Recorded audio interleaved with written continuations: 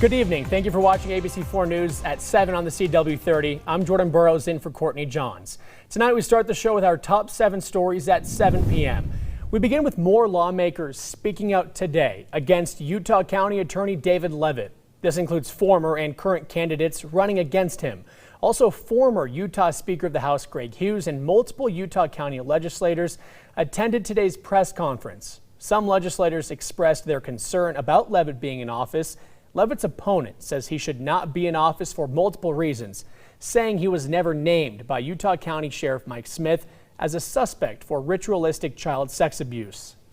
It disturbs me that David Leavitt commented on that investigation. It's still, I can't imagine why he would do so.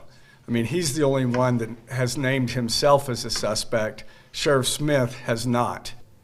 This follows Leavitt's claims that leaked documents connect him and his wife to allegations of cannibalism and murdering children, which he says is a political ploy close to elections. And David Leavitt is responding to what he calls false allegations from his political challengers. Leavitt tells ABC4 he's wrongfully accused in this ritualistic child sex abuse ring. He says he came forward without being officially named in the investigation because he was tipped off. He denies any criminal activity and any wrongdoing.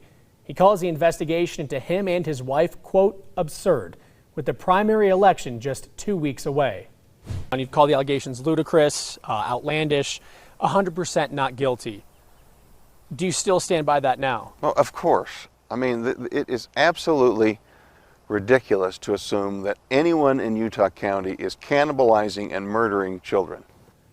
Leavitt, Jeff Gray, and Jeff Pomeroy are the 3 names on the ballot, but Pomeroy withdrew from the race. The full interview with Leavitt is on our website, abc4.com. You'll also find Gray's press conference there. A Bountiful man is in jail for trying to kidnap his 3-year-old daughter. This is according to police. Police say the suspect has a criminal history of domestic violence, assault, and stalking. Officers showed up to his house yesterday when a court ordered his 3 children be removed from his custody, but the suspect ran away with his 3-year-old daughter in his arms. Officers found them a few blocks away from the home. They say he would not listen to police and started fighting with officers, so they tased him. He's now facing a long list of charges, including child kidnapping and assaulting a peace officer. A former Church of Jesus Christ of Latter-day Saints primary teacher is pleading guilty to child sex abuse.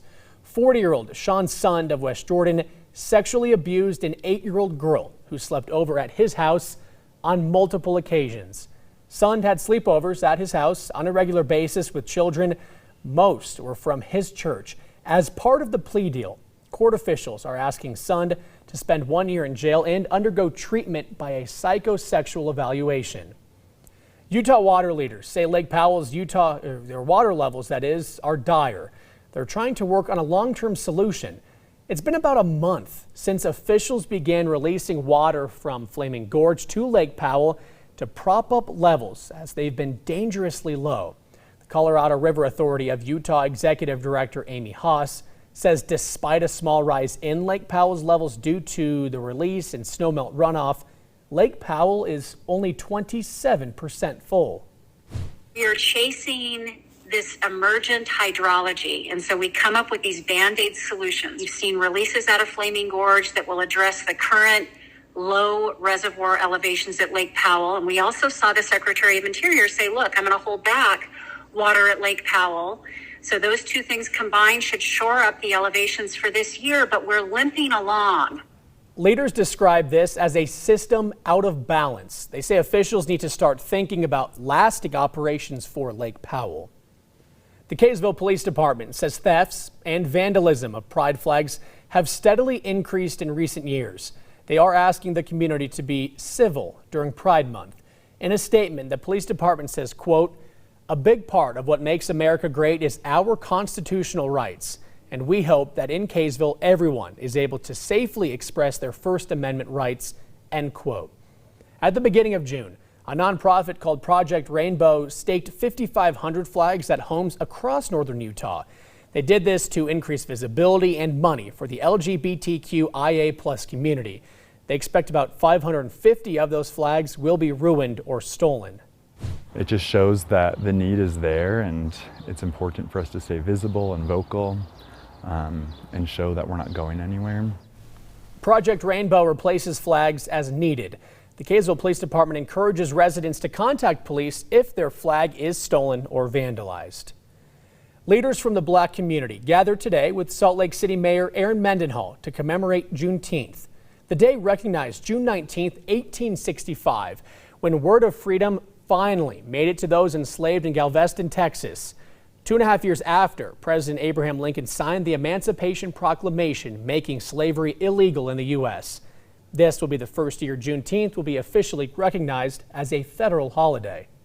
Importance of truth-telling, that reckoning we need to have with our past in order for us to move forward and vibrantly into our future. Leaders are encouraging the community to learn more about Juneteenth by getting involved in celebrations planned across Utah.